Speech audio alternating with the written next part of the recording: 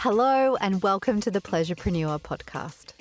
This podcast will help you create what you desire in your business with pleasure, whether that be calling in your ideal clients, making more money, or creating a balanced business life blend. I'm your host, Regan Figg, pleasure and business coach, published author of A Mother's Pleasure, wife and mama to 3 little wildlings.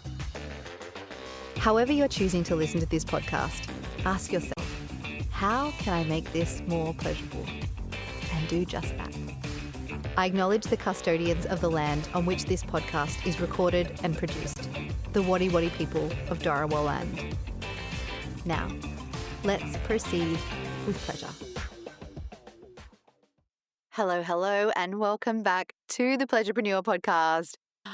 I'm so excited today because I'm talking about something that I have spent many years and hours investigating and researching and exploring and experimenting with in my own life and helping my clients with. And you're probably going to think it's pleasure, and it is related to pleasure, but no, I'm actually talking about desire. Desire as in our true desire, like what it does for us, what happens when we ignore it, suppress it, avoid it, repress it, what the purpose of desire is, like how we can actually harness our desires to use that as fuel to actually then get what it is that we desire. Like it's really kind of meta and kind of cool. And it had me thinking about my human design. For those of you who love a bit of human design, I am a 1-3 generator. So the 1-3 profile is like the investigator / martyr. And that means I really want to get into the truth of things. Like I really want to explore and I'm curious and I want to dig down deep and research and experiment and find the how and the why behind what I'm interested in, and this is why I am so interested in pleasure and desire and how it works for us in business. And there's probably things that I know about pleasure and desire in business that are not even relevant to most people, but I find them so intriguing and I'm like, oh my God, yeah, okay, I see how that's working and that is because of pleasure, or I see how that's working, it's because you've honored your desires, So today we're going to be talking about desire. Now, immediately, if you're like, oh, I don't really feel like talking about desire, I don't want to hear about desire, because you're immediately thinking about sexual desire and you feel really tired and you'd prefer to just have a Kit Kat on the lounge. That's fine. I get it. I'm not talking about sexual desire, although it does play a part in the fact that, sexual desire is life force energy, is that natural motivation that leads us towards something, right? I'm actually talking about the kind of pleasure that we have for what we want to create in our life, for what we want to create in our business, for what it is that we desire to offer, who it is we desire to work with, how it is we desire to show up and sell, what our creative process is that we desire, that we enjoy as well, right? Because desire and pleasure are not the same, absolutely not the same. But they are connected. And I'm thinking back to my book where I talked about their connection. And I described it like this. I said, desire is the want for the cake and pleasure is the enjoyment you get out of the cake, So this works beautifully in business when we are connecting, when we are in alignment with both our desire and pleasure. When they line up together, we are unstoppable. It's just purely naturally unstoppable, because we just can't help but to be drawn to those things. Unless we start to suppress, avoid, reject, not let ourselves have those things because of whatever reasons. And there's many of those reasons. Welcome, our subconscious brain and our beliefs and our past experiences and what we think that we're capable of based on our past, not our future. Anyway, so let's dive in. I'm going to start sharing with you all of the super relevant pieces that I have uncovered from my past years and hours and experiences of exploring desire and how that is actually going to benefit you in your life and your business. I have cherry-picked out the things that are going to be most important for you to take with you and weave into your life to make your business and life so much more enjoyable and easeful, and to have that desire-fueled motivation where you don't have to like force yourself to achieve your goals, where you don't have to like go through the drudgery of like, oh God, I'm just going to do this and that. And just once I've done that, then I can enjoy myself. No, when we are tapping into pleasure, you will find that you enjoy the process. You know, the prize is the process. Okay, let's dive in. So first of all, I just want to differentiate what kind of desire I'm talking about here. I'm not talking about the kind of materialistic, surface level, like Instagram sparkly kind of desire, like not the, I guess I should want that because she has it kind of desire. I'm talking about your true desire, right? The kind that feels like it rises from somewhere deep inside of you, the kind that kind of whispers to you before your brain has a chance to discredit it or overthink it or doubt it. I always say like my desires, they tap me on the shoulder, you know, and oftentimes they're inconvenient and they are, I think inconvenience is probably a really great word. Perhaps they're inconvenient or they're uncomfortable or they're scary or they're like, oh, like they don't always feel good. They will typically lead us to what does feel good. And yeah, our true desires are the kind that can feel a little scary or a lot. So when you are clear on what it is that you truly want, you know, not what you should want or not what like the difference I describe it is like your true desires are like the elm tree with its like roots planted deep into the ground versus the leaves that are scattered on the ground. They've fallen from the tree, they're scattered on the ground, and any kind of gust of wind can just blow them away. Right? These are our true deep desires. When you're clear on those, not the leaves that can get blown away with the next kind of gust of wind, you know, not what you should want, not what somebody else is doing, not what's trending on Instagram, not what you have perhaps been conditioned to want, something really fucking profound happens, right? Like when you're clear on what you want, you stop wasting your time, your energy, and your presence on that things that were never meant for you. Yeah, you stop second guessing. You stop outsourcing like your strategy, you know, you stop thinking like, oh, well, somebody else will have some kind of like a magic formula or a better idea or a missing puzzle piece. You know, you really find your own strategy through that clear, true desire. And you stop building a business that kind of looks good but feels hollow, right? Instead, when you get really clear on what your true desires are and you actually do the work to kind of clear away any of the stuff that wants to stop you. So when you get clear on those desires and you allow yourself to know, own, and claim what it is desire, you build that business that turns you on. You know, you feel lit up. And that leads to the kind of results that feel really like expansive and also deeply satisfying. So today we're unpacking why it's so hard to know what you really want, the difference between true desire and mimetic desire. So that's what I've started to talk about here. Like the true desires is like the tree with its roots grounded versus the leaves, which is like the mimetic desire. How desire reveals the next aligned step in business. What happens when you're disconnected from desire, and how to start reconnecting to what you truly want. All right. So the truth is, I think that most women I work with have never really been asked what they want. A lot of the time, they've never actually been asked like, well, what is it do you want? Let alone like given the space or the safety or the tools to actually explore that and call it in, right?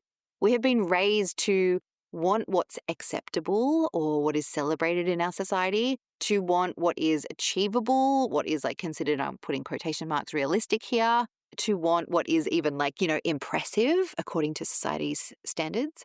We've been taught to be really grateful and not greedy. Like, you know, you're only allowed to just want so much, to take what we're given.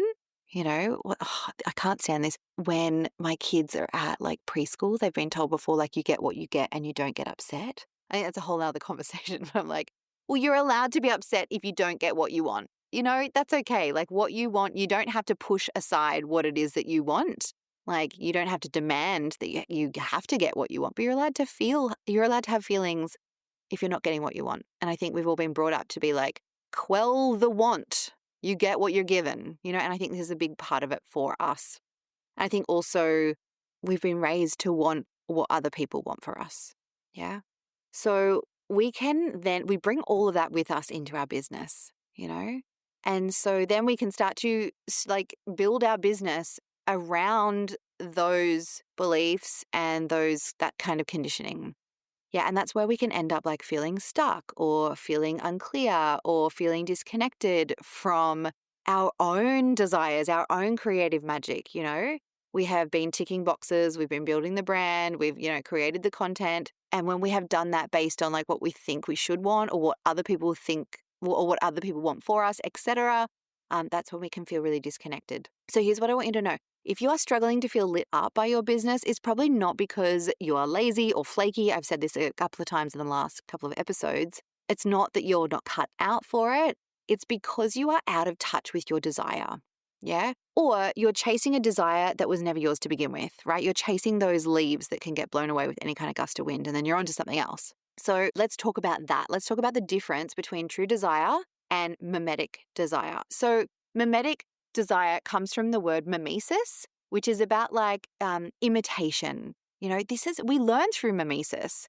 If you've had little ones before, you see them watching other babies, other children, other people, other adults, ourselves play or do things, and then they copy us, right? So this is giving you a really good indication of what I mean by mimetic desire. It's like a copied desire. So we have true desires and we also have mimetic desires, like desires that we learn to want or that we think we should want because we've seen somebody else wanting it or having it, right?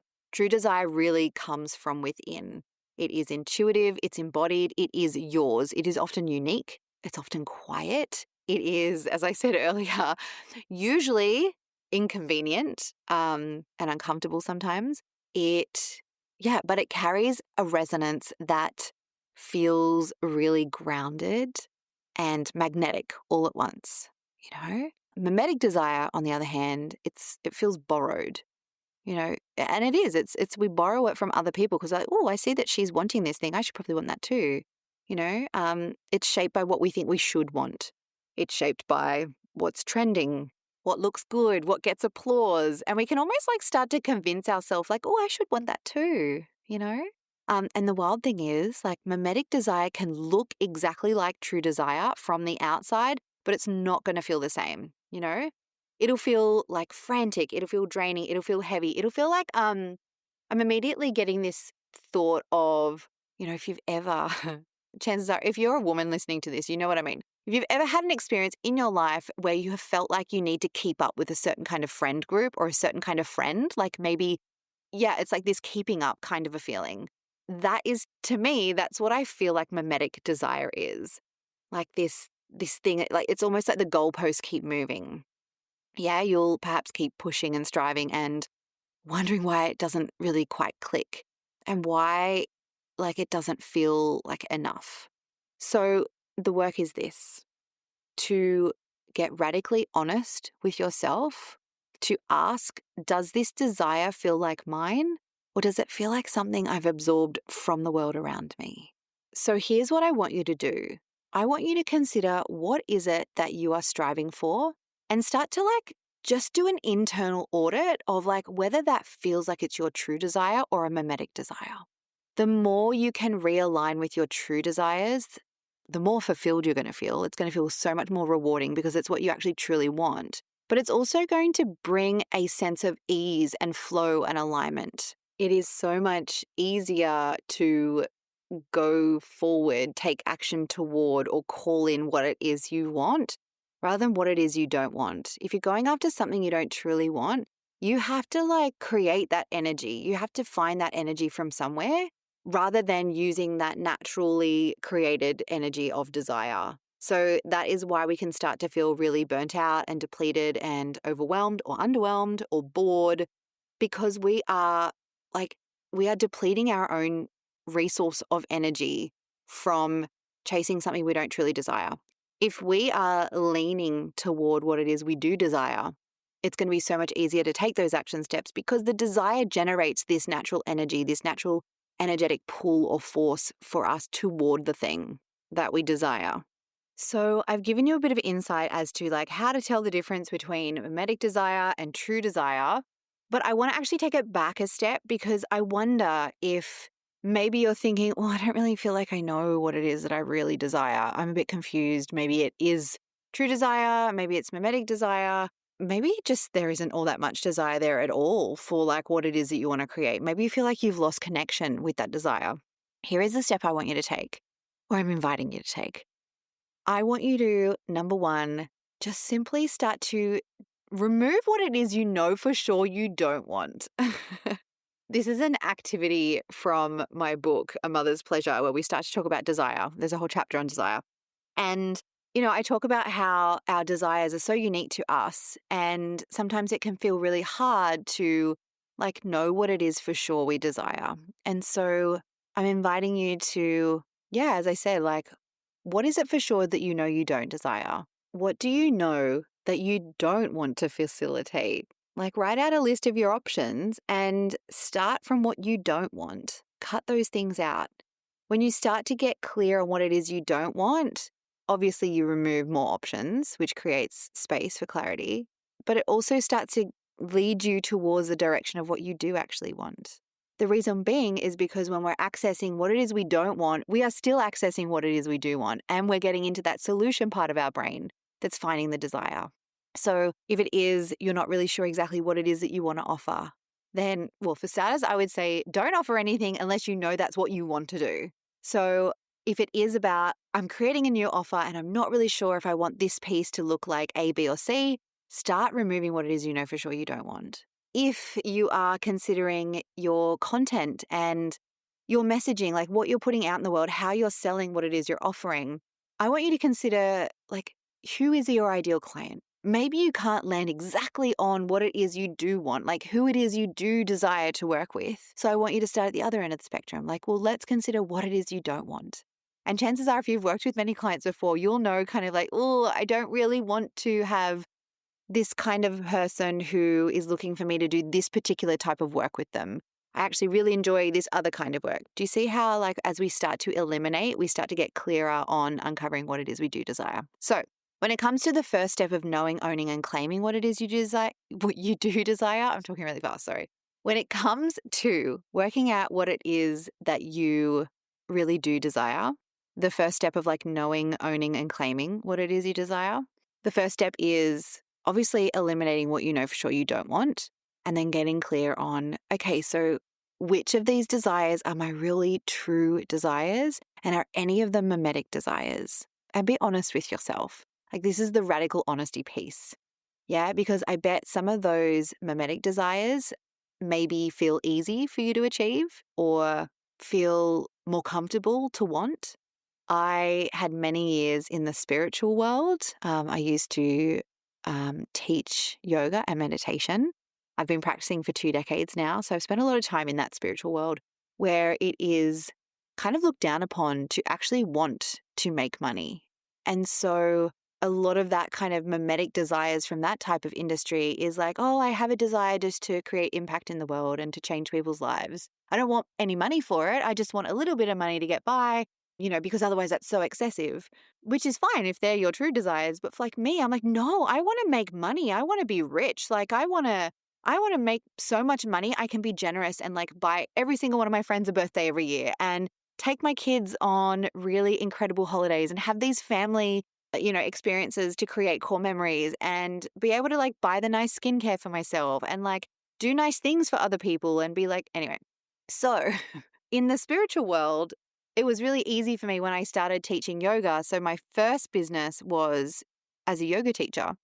And yeah, it would be really easy for me to decide that, oh, I just want to make people feel better.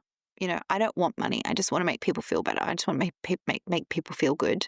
That was me really owning a mimetic desire, so a desire that wasn't truly mine because it felt more comfortable and more easy. And it felt nicer, it felt more noble.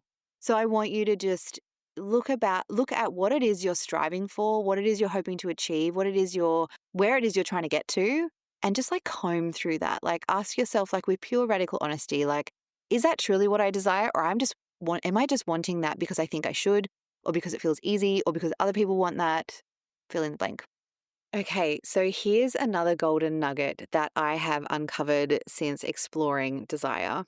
I've said it before, this might be repeating it for you, but I truly have come to believe that desire reveals the strategy. Not the entire strategy, but it reveals the next step, the move, right? So when I've spoken before about desire is the strategy, like when you have a desire, you will then be thinking like, oh yeah, I want to do it this way. Or, oh, you'll have some ideas about how to reach that next point. And so therefore, the desire, when you tap into that true desire, it's going to reveal your next steps for you. It doesn't give you the whole plan. It's not like a 10-point strategy or a guarantee, but it is a beautifully aligned compass. It is like a breadcrumb trail. And one of my clients would always say, follow the desire breadcrumbs. It's like a whisper or like a tap on the shoulder that says like this way. And yes, that might be totally unexpected, the next step. It might be really unexpected. It might seem really illogical. It's not actually our job to know the purpose of the desire. It is our job to honor what that desire is and follow it. And it's oftentimes only in retrospect that we understand or, that desire or the stepping stones or the actions that desire made us take makes sense. It probably didn't make sense at the time, and we honor it and we follow those steps. We take the action, we invite the person, we create the content or whatever it is that we're desiring to do that maybe doesn't feel so logical. We create an in-person immersion with in 6 weeks time. That's me. It might not seem logical at the time. Again, it's not our job to waste our time or our energy trying to figure out the purpose of it. And oftentimes if we do try and figure out the purpose of it, we actually think we know what the purpose is, and we might then not honor that desire because we don't believe that we can achieve the purpose, or we don't think the purpose will get us to where we're supposed to be going. Anyway, that's kind of a convoluted conversation. What I want to say is, it's not our job to know the purpose of our desires. It's our job to honor them. And in retrospect, in hindsight, we then can see like, oh, okay, that makes so much sense. I wouldn't have taken those steps to get to this point. But yet when I honored my desires, it took me to where I wanted to go. You might follow a desire to launch something that doesn't sell out, but it connects you with someone who becomes your dream client. You might say yes to a creative project that seems kind of random, something that you want to do, and it unlocks a new level of confidence and clarity. You might feel pulled towards something that doesn't really make sense, but it leads you to something that does. So when I say desire reveals the strategy, I don't mean desire is the entire strategy. I mean it shows you where to go next if you're brave enough to follow it. And the reason why following our desires is courageous is because of all of society's beliefs and our past conditioning that I talked about at the start. And because even though our desires will lead us to what is pleasurable for us ultimately, what pleases us, what will bring us fulfillment and satisfaction and a deep sense of reward, it often doesn't feel pleasant on the path to what we desire.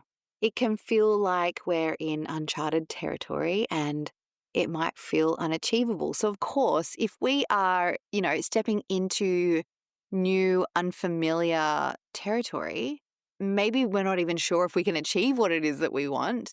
It's going to bring up fear, like fear of rejection, fear of disappointment, fear of perhaps, embarrassment or looking cringe or, what happens if, this is when we start the stories of well, what happens if I can't achieve it? What happens if I have to sacrifice things that matter to me most, When we are navigating uncharted territory, perhaps towards desires that we don't know if they are achievable or not, chances are if they're new desires and we haven't achieved them yet, we don't know if we can, right? So this can feel really uncomfortable for us. It's going to activate our sympathetic nervous system. It's going to activate that stress response if there is that fear. And it's also going to have us really feeling perhaps a sense of discomfort because we are actually revealing our relationship to pleasure when we go after our desires. I want you to think right now about what it is you desire. Think about what it is you desire and show me there's no pleasure in that. Maybe it is you're desiring to increase your income. I don't doubt there is pleasure in that because you want to be generous. You, as I talked about earlier, like about me, like desiring money, like more money, like, oh, I want to have these experiences for my family and do all these kind of things, right? What else might bring you pleasure? Maybe it's a sense of pride or recognition. Maybe it is just the fun of doing what you want. There is pleasure within what it is you desire. Now, this sounds great, obviously, because if we're leading ourselves to what it is we desire, we're leading ourselves to pleasure, right? Which sounds more fun. It sounds great. Like, yes, let's get what we want and enjoy the process. However, if we don't have a great relationship to pleasure, if we have been shamed for experiencing pleasure growing up, and I don't doubt that every single one of us has, then we're actually going to have that pleasure and shame bond within our subconscious. So immediately, if we're trying to go after what it is we desire, and clearly there's pleasure in that, achieving that desire, we're going to have resistance because of the perceived shame that can come up. Or perhaps when it comes to pleasure, maybe we feel like we need to earn the pleasure first. Maybe we feel like we have to work really hard. We have to struggle. We have to sacrifice in order to achieve our desires, in order to enjoy the process, like thinking that the pleasure is the prize at the end. And if we feel that way, if we are then going after what it is we desire, or we want to go after what it is we desire, there is pleasure in that, then our subconscious goes, oh, let's pump the brakes. I don't want to have to sacrifice what matters to me. I don't want to have to work any harder. I don't want to suffer more, right? So this is why pleasure and desire, both not the same thing, are so intertwined. So if I think about, actually, I'm going to invite you to think about, like, what is it that you really desire right now? Where is the pleasure in that? Like, if you were to have, be, experience, create, achieve, whatever it is that you desire in your business, what would bring you the most pleasure out of having, experiencing, being, achieving that desire? Yeah.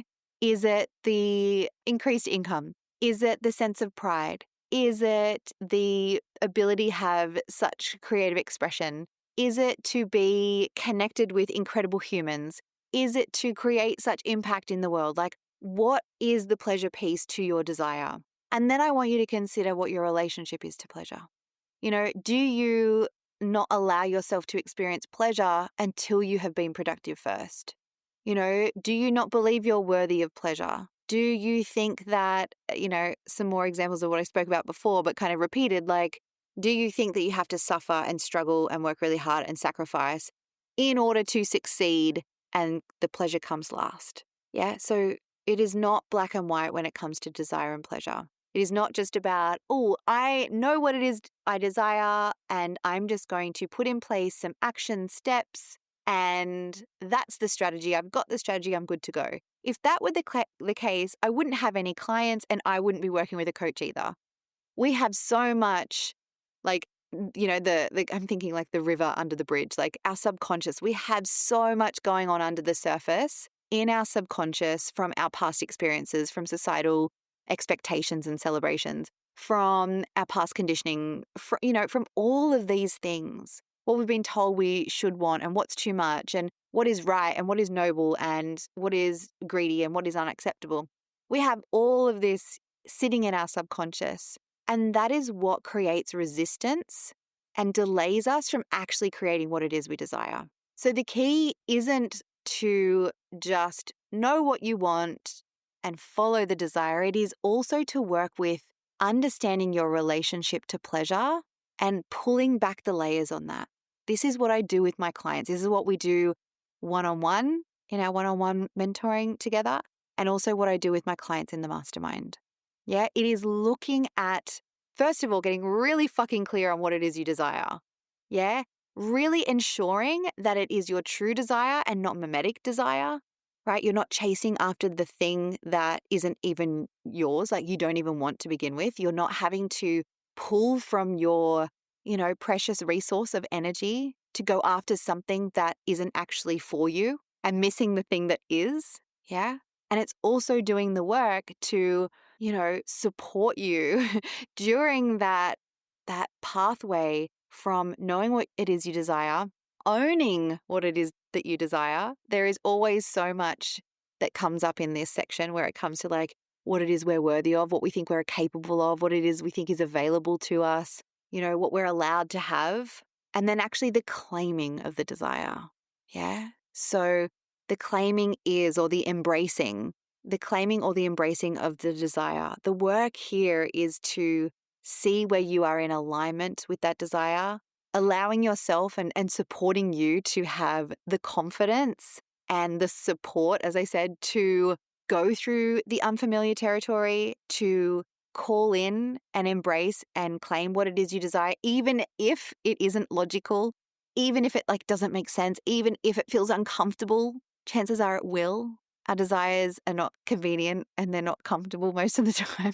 So giving you that support, and then also too working with that pleasure piece. If you have been raised to not be allowed pleasure until you've struggled or worked hard or sacrificed, if you believe that in order to experience pleasure, no one's going to take you seriously or you'll seem lazy or not professional, then you're going to be resisting pleasure. And because pleasure is part of what it is you desire, you're actually resisting what you desire. You're resisting achieving what it is you want to achieve.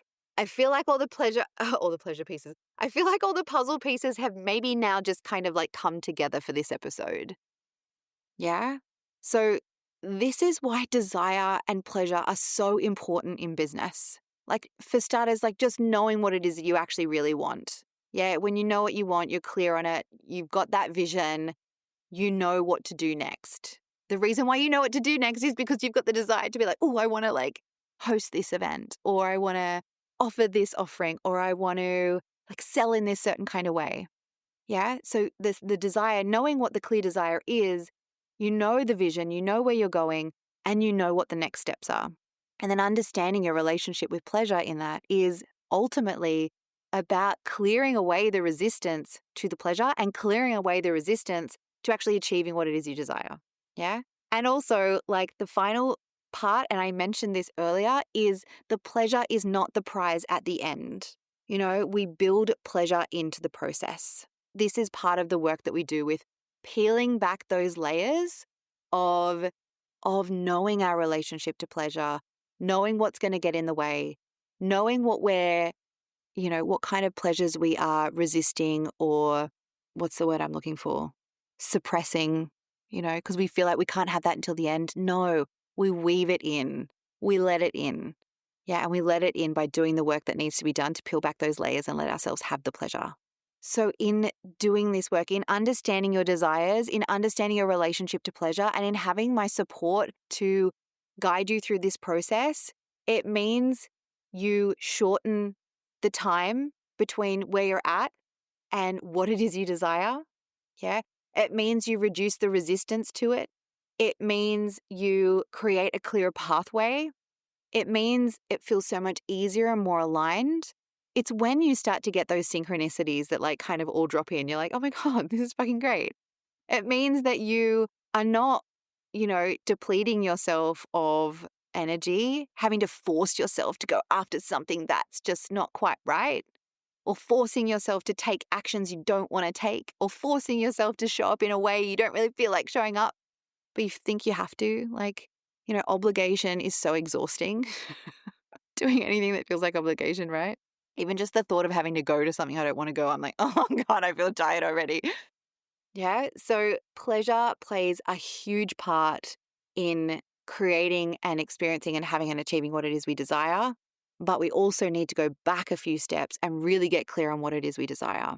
This is what we are going to be doing for my in-person immersion. Day 1, you're going to get so clear on what it is you actually desire and get clear on what the resistance is, what is actually going to be slowing you down from creating, having, being, experiencing, achieving what it is you do desire, right? This is why I want you in the room. I want you to leave clear as fuck about what it is your vision is, what it is you desire, knowing what's going to stop you along the way. And if you're there for the VIP upgrade and you're there for day 2, you'll be having me with you to look at those strategy pieces, to look at what those next steps are, and to get really clear on what is the most easeful, enjoyable, aligned next steps for you.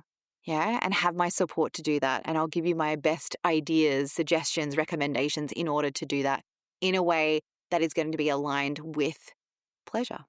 Coaching with me, either one-on-one or in my mastermind or in the day 2 of Make It a Masterpiece in-person immersion, is going to be the most helpful thing you can do in order to have that support, because we know that sometimes desire leads us straight into discomfort, to hard decisions, to stretchy moves, to big conversations, to financial risk, to emotional vulnerability. But if it is true desire, what it leads you to on the other side, that's where the deeper pleasure lives. It's the pleasure of living in integrity, of feeling connected to your mission and your vision, of being fully self-led, doing things that you want to do. That's the whole point of having a business, right? Not what you feel like obliged to do, not what feels like obligation, and of becoming the next level pleasurepreneur self who trusts herself deeply. Yeah. So if you have been feeling a little off or unsure or uninspired, like perhaps you've been, just kind of taking the action, ticking the boxes, kind of like in the reads of the day-to-day, feeling a bit like you're on autopilot, I invite you to come back to this question. What do I really want? Not what you think you should want, not what you think is logical, not what you think might impress people. What do you want?